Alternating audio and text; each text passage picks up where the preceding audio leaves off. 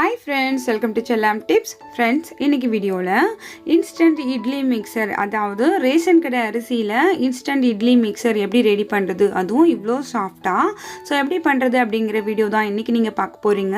நீங்க எல்லாமே ரொம்ப விரும்பி கேட்ட சோ இந்த வீடியோவை நான் உடனே ரெடி பண்ணியிருக்கேன். சோ உங்களுக்காக சூப்பரான ஃபார்முலாவோட நீங்க எப்படி பண்றது அப்படிங்கறத பாருங்க. வீடியோவை ஃபுல்லா பாருங்க. சோ இதுக்கு முன்னாடி நம்ம சேனல்ல இட்லி ரெசிபி அதாவது instant idli mixer ரெசிபி நான் அப்லோட் பண்ணியிருந்தேன். ஸோ அதுக்கு வந்து உங்ககிட்டேருந்து நிறைய சப்போர்ட் கிடைச்சிருந்துச்சி. ரொம்ப பேர் வந்து என்கரேஜ் பண்ணீங்க, ரொம்ப பேர் ட்ரை பண்ணிவிட்டு ரொம்ப நல்லா இருந்துச்சு அப்படின்ட்டு ஃபீட்பேக் கொடுத்துருக்கீங்க. ரொம்ப ஹாப்பியாக இருக்குது. ட்ரை பண்ண எல்லாருக்குமே ரொம்பவே தேங்க்ஸ். அதே மாதிரி ரேஷன் கடை அரிசியில் எப்படி பண்ணுறது அப்படின்னு சொல்லிட்டு நிறைய ரிக்வெஸ்ட் வந்துருந்துச்சு. ஸோ அந்த இன்ஸ்டன்ட் இட்லி மிக்சர் வந்து நான் இட்லி அரிசியில் பண்ணியிருந்தேன். ஸோ அதை பார்த்து நீங்கள் எல்லாருமே வந்து ரேஷன் அரிசியில் பண்ணலாமா அப்படின்ட்டு கேட்டிருந்தீங்க. ஸோ அப்போ நான் உங்ககிட்ட எல்லார்ட்டையும் சொல்லியிருந்தேன், நான் வந்து ரேஷன் அரிசியில் ட்ரை பண்ணிவிட்டு உங்ககிட்ட வந்து சரியான ஃபார்முலாவோட சொல்கிறேன் அப்படின்னு சொல்லிட்டு. ஸோ நான் வந்து இது வந்து ஃபஸ்ட்டு ஒரு முறை ட்ரை பண்ணிவிட்டு ஸோ அதுக்கப்புறம் ரெண்டாவது முறை இப்போ நான் ட்ரை பண்ணிவிட்டு அதுதான் உங்களுக்கு வந்து கரெக்டான ஃபார்முலாவாக நான் வந்து இந்த வீடியோவை அப்லோட் பண்ணுறேன். ஸோ ரொம்ப சூப்பராக இருந்துச்சு ஃப்ரெண்ட்ஸ். கண்டிப்பாக நீங்கள் ட்ரை பண்ணலாம் என்னை நம்பி. ஸோ வாங்க எப்படி பண்ணுறது அப்படிங்கிறத பார்க்கலாம். இப்போது இந்த இன்ஸ்டன்ட் இட்லி மிக்சர் பண்ணுறதுக்கு நான் வந்து 2 கிலோ ரேஷன் அரிசி எடுத்து வச்சுருக்கேன். ஸோ பாருங்கள், இதில் வந்து இந்த மாதிரி கருப்பு அரிசி எல்லாம் இருக்குது இல்லையா? ஸோ அது எல்லாத்தையுமே நீங்கள் எடுத்துருங்க. எடுத்துகிட்டு நல்லா புடைச்சிட்டு இந்த மாதிரி வச்சுக்கோங்க. இந்த 2 கிலோ புழுங்க அரிசி ரேஷன் அரிசிக்கு 1 கிலோ பச்சரிசி, அதுவும் வந்து ரேஷன் அரிசி தான் நான் வந்து எடுத்து வச்சுருக்கேன். இதுலேயுமே கல் நெல் அதெல்லாம் இருக்குதான்னு பார்த்துட்டு நல்லா சுத்தம் பண்ணி எடுத்து வச்சுக்கோங்க ஃப்ரெண்ட்ஸ். இது வந்து 1 கிலோ. நம்ம வந்து 2 கிலோ அந்த புழுங்கல் அரிசி ரேஷன் அரிசிக்கு 1 கிலோ பச்சை அரிசி சேர்க்க போகிறோம். இப்போ வந்து இந்த 3 கிலோ அரிசிக்கு வந்து நான் வந்து 1/2 கிலோ வெள்ளை உளுந்து சேர்த்துக்க போகிறேன்.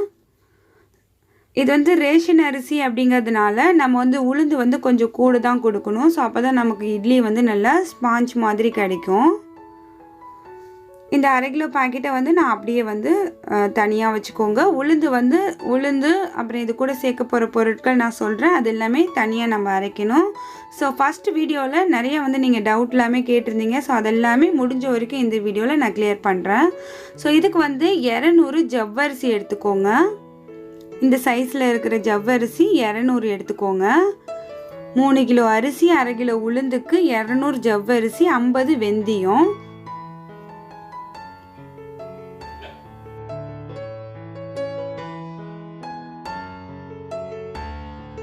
ஸோ இந்த அளவுக்கு வெந்தயம் எடுத்துக்கிட்டு இந்த ஜவ்வரிசியோடு சேர்த்து காய வச்சுருங்க.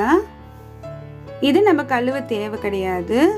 இப்போது இந்த அரிசியை வந்து நீங்கள் வந்து நல்ல ஒரு 1 மணி நேரம் ஃபஸ்ட்டு ஒரு 4 முறை கழுவிட்டு அதுக்கப்புறம் திரும்ப நீங்கள் ஒரு 1 மணி நேரம் இந்த அரிசியை மட்டும், இது ரேஷன் அரிசி அப்படிங்கிறதுனால இதை நீங்கள் ஊற வச்சு உங்கள் கைகளால் நல்லா பிசைஞ்சு இந்த மாதிரி நீங்கள் கழுவி தண்ணியை ஊற்றிட்டு வேறு தண்ணி பிடிச்சி கழுவுனீங்க அப்படின்னாக்கா தான் உங்களுக்கு வந்து இட்லி வந்து நல்ல வெண்மையாக இருக்கும். ஸோ நல்லா கழுவிடுங்க. ஒரு 5-6 முறை 7-8 முறை கழுவினா கூட ஓகே தான். ஸோ கழுவுனதுக்கப்புறம் இந்த அளவுக்கு கிடைச்சிருக்கு எனக்கு வந்து அரிசி.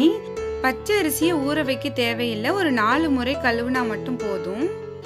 இப்போ இது எல்லாத்தையுமே நல்ல உச்சி வெயிலில் இந்த மாதிரி ஒரு மெல்லிசு துணியை விரித்து தனித்தனியாக காய வச்சுருங்க. புழுங்கல் அரிசி அந்த பக்கம் காயுது, பச்சை அரிசி இந்த பக்கம் காயுது. உளுந்து வெந்தயம் ஜவ்வரிசி அதெல்லாம் இங்கே காயுது பாருங்கள். ஜவ்வரிசி தனியாக தட்டையில் வச்சுருக்கேன், காய வச்சுருக்கேன். வெயில் எப்படி நல்லா சுள்ளுன்னு இறக்கிது பாருங்கள். இந்த மாதிரி வெயிலில் நல்லா காய வச்சு எடுத்துருங்க. ஒரு 4லிருந்து 5 மணி நேரம் நல்லா மொறுமொறுன்னு காஞ்சிடணும். ஸோ இந்த மாதிரி பாருங்கள், இப்போ நல்லா காஞ்சிடுச்சு. எவ்வளோ ஒரு உதிரியாக இருக்குது பாருங்கள். நல்லா காஞ்சி நல்லா ட்ரையாக இருக்குது. ஸோ இந்த மாதிரி தான் இருக்கணும். நீங்கள் நல்லா காயாமல் அரைச்சிங்க அப்படின்னாக்கா உங்களுக்கு வந்து அந்த மாவு ஏதாவது கொஞ்ச நாளையிலேயே ஸ்மெல் ஏதாவது வர ஆரம்பிக்கும். அதனால் நல்லா காய வச்சுருங்க. இப்போ நல்லா காஞ்சதை நான் வந்து பச்சை அரிசியும் புழுங்க அரிசியும் ஒன்றா சேர்த்துட்டேன். ஜவ்வரிசி, உளுந்து, வெந்தயம் இது எல்லாத்தையும் ஒன்றா வச்சுருக்கேன். ஸோ இப்போ வந்து நம்ம எப்படி அரைக்கணும் அப்படிங்கிறது உங்களுக்கு நான் வந்து தெளிவாக சொல்கிறேன் பாருங்கள். இது நீங்கள் மிஷினில் கொடுத்து தான் அரைக்கணும். கண்டிப்பாக நீங்கள் மிஷினில் கொடுத்து அரைக்கும் போது இந்த உளுந்து வெந்தயம் ஜவ்வரிசி இது மூணையும் ஒன்றா சேர்த்து நம்ம வச்சுருக்கோம் இல்லையா, இதை வந்து நீங்கள் வந்து 2 முறை நல்லா சாஃப்டாக அரைக்க சொல்லிவிடுங்க. 2வது முறை அரைக்கும் பொழுதே இந்த அரிசியும் அது கூட சேர்த்து கொட்டி நம்ம வந்து ரவை பதத்தில் இந்த அரிசியை வந்து 1 முறை அரைச்சா போதும். அரிசியை வந்து 2 முறை அரைக்க தேவையில்லை. 1 முறை அரைச்சி அப்படியே மிக்ஸ் பண்ணி எடுத்து வந்துடுங்க. ஸோ அவ்வளோதான். அதுக்கப்புறம் நம்ம வந்து வீட்டுக்கு கொண்டு வந்து நல்லா வந்து ஆற விட்டு நல்ல ஏர்டைட் பாக்ஸில் போட்டு நீங்கள் வந்து மூடி வெளியிலேயே வந்து 6 மாதம் வரைக்கும் நீங்கள் வச்சுக்கலாம் ஃப்ரெண்ட்ஸ். நீங்கள் வந்து ஃப்ரிட்ஜில் வைக்கணுமா அப்படின்ட்டு நிறைய கொஸ்டின்ஸ் கேட்டிருந்தீங்க. ஸோ பாருங்கள் நான் எப்படி வந்து ஸ்டோர் பண்ணியிருக்கேன் அப்படின்ட்டு. மாவு எப்படி இருக்குது அப்படிங்கிறதையும் பாருங்கள். இந்த மாதிரி தான் நீங்கள் அரைச்சிட்டு வரணும். நீங்கள் வந்து அரிசி மாவை ரொம்ப வந்து மையாக அரைச்சிட்டு வந்துட்டிங்கன்னா உங்களுக்கு இட்லி நல்லா இருக்காது. சொன்ன மாதிரி அதே மாதிரி ஃபார்முலாவில் நீங்கள் கரெக்டாக பண்ணீங்க அப்படின்னாக்கா உங்களுக்கு எந்த குறையும் இல்லாமல் சூப்பராக கிடைக்கும் ஃப்ரெண்ட்ஸ். கண்டிப்பாக ட்ரை பண்ணி பாருங்கள். இப்போ நான் வந்து இதை மிக்ஸ் பண்ண போகிறேன். 2 டம்ளர் அளவுக்கு மாவு எடுத்து ஒரு கப்பில் போட்டிருக்கேன். ஸோ அதுக்கு தேவையான அளவுக்கு உப்பு சேர்த்துக்கிறேன். இப்போ வந்து இதுக்கு வந்து நம்ம வந்து ஒரு 3லிருந்து 3.5 டம்ளர் அளவுக்கு தண்ணி சேர்க்கலாம். இது கூட சேர்த்து நம்ம நல்ல கைகளால் நம்ம மிக்ஸ் பண்ணோம் அப்படின்னாக்கா நல்ல புளிப்பு சுவை உங்களுக்கு கிடைக்கும். எந்த கட்டியும் இல்லாமல் நீங்கள் வந்து எப்பயுமே நீங்கள் மாவு அரைச்சதுக்கப்புறம் எப்படி உப்பு போட்டு நீங்கள் வந்து பிசைஞ்சு வைப்பீங்களோ ஸோ அதே மாதிரியே இந்த மாவை நீங்கள் மிக்ஸ் பண்ணி வச்சுருங்க. இப்போ வந்து நான் வந்து நைட்டில் இப்போ நான் மிக்ஸ் பண்ணுறேன். உங்களுக்கு மார்னிங் நான் வந்து இதில் வந்து இட்லி சுட்டு காமிக்கிறேன் பாருங்கள்.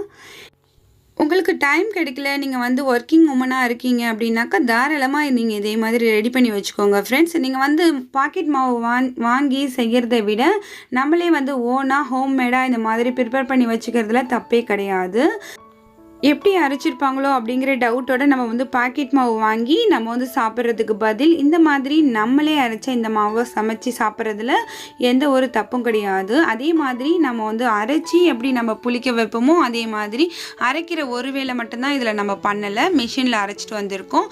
புளிக்க வைக்கிறது எல்லாமே அதே ப்ராசஸ் தான். இப்போ நான் வந்து மிக்ஸ் பண்ணி வச்சுட்டேன் பாருங்கள். இப்போ வந்து நான் வந்து மார்னிங் உங்களுக்கு இதில் இட்லி ரெடி பண்ணி காமிக்கிறேன். ஸோ பாருங்கள் எப்படி புளிச்சு மேலே வந்திருக்கு பாருங்கள். இந்த மாதிரி தான் புளிச்சு வரும். இப்போ நம்ம இதை நல்லா மிக்ஸ் பண்ணிக்கலாம். நான் ஃபர்ஸ்ட் வந்து இட்லி அரிசியில் போட்ட அந்த ரெசிபிக்கு நம்ம வந்து ஜவ்வரிசி அது எல்லாமே சேர்க்கலை. ஏன்னா அது இட்லி அரிசியில் பண்ணினதுனால. ரேஷன் அரிசி அப்படி கிடையாது இல்லையா, ஸோ அதனால் இதில் வந்து நல்லா சாஃப்டாக இருக்கணும் அப்படிங்கிறதுக்காக நம்ம வந்து ஜவ்வரிசி சேர்த்துருக்கோம். ரேஷன் அரிசியில் சுட்ட இட்லி மாதிரியே இருக்காது ஃப்ரெண்ட்ஸ். ரொம்ப பளிச்சுன்னு இருக்குது பாருங்கள். நம்ம மிக்ஸ் பண்ணி வச்ச அந்த மாவு இட்லியுமே ரொம்ப வெண்மையாக இருக்கும். இது வந்து ஆப்ஷன் தான். நீங்கள் வந்து இது கூட ஒரு பிஞ்ச் அளவுக்கு சோடா உப்பு சேர்த்துக்கிட்டிங்கன்னா இன்னுமே ரொம்ப சாஃப்டாக இருக்கும். இது ஆப்ஷன் தான். இது இல்லைனாலுமே இட்லி சாஃப்டாக இருக்கும். இது போட்டுக்கிட்டிங்க அப்படின்னாக்கா இன்னும் கொஞ்சம் சாஃப்டாக இருக்கும். ஸோ வேணும்னா யூஸ் பண்ணிக்கோங்க. இப்போ இந்த மாவை நம்ம வந்து இட்லி தட்டில் ஊற்றிடலாம். இந்த மாவை நம்ம வந்து ஒன்ஸ் ரெடி பண்ணி வச்சுக்கிட்டோம் அப்படின்னாக்கா எப்போது நமக்கு கொஞ்சம் சோம்பலாக இருக்கும்போது இந்த மாதிரி நம்ம ரெடி பண்ணிக்கலாம். எப்போதுமே இல்லைனாலும் எப்பயாவது நமக்கு அவசரத்துக்கு யூஸ் ஆகும் அப்படிங்கிற மாதிரி ரெடி பண்ணி வச்சு பாருங்கள். ஸோ உங்களுக்கு எப்படி யூஸ்ஃபுல்லாக இருந்துச்சு அப்படிங்கிறத நீங்கள் யூஸ் பண்ணி பார்த்துட்டு மறக்காமல் வந்து கமெண்ட்ஸில் சொல்லுங்கள். இப்போ இதை வேக வச்சு எடுத்துடலாம் ஃப்ரெண்ட்ஸ். இப்போ நம்மளோட இட்லி ரெடி ஆகிடுச்சு பாருங்கள் எப்படி இருக்குது அப்படின்ட்டு. இப்போ நம்ம இதை வந்து தட்டுக்கு மாற்றிடலாம்.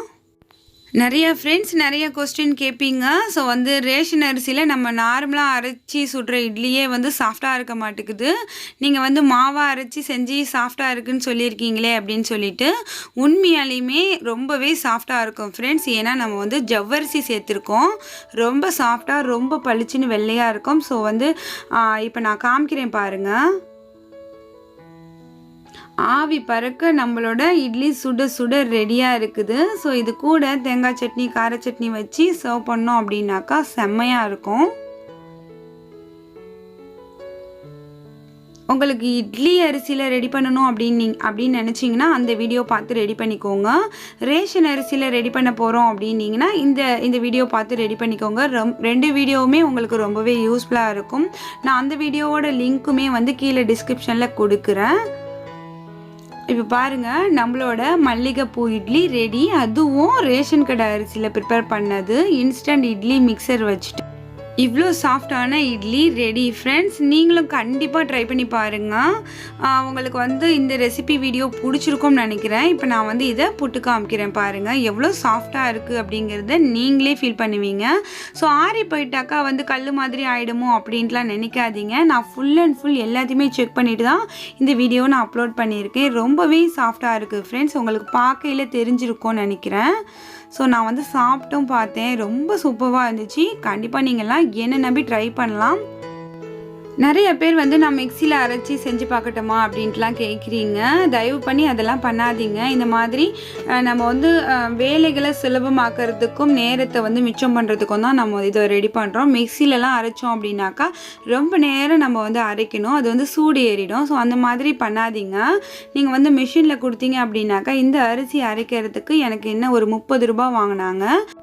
கிட்டத்தட்ட 4 கிலோவுக்கு கொஞ்சம் கம்மியான குவான்டிட்டி நமக்கு கிடைச்சிருக்கு. ஏன்னாக்கா 3 கிலோ அரிசி, 1/2 கிலோ உளுந்து, 200 ஜவ்வரிசி, வெந்தயம் எல்லாம் சேர்த்துருக்கோம் இல்லையா.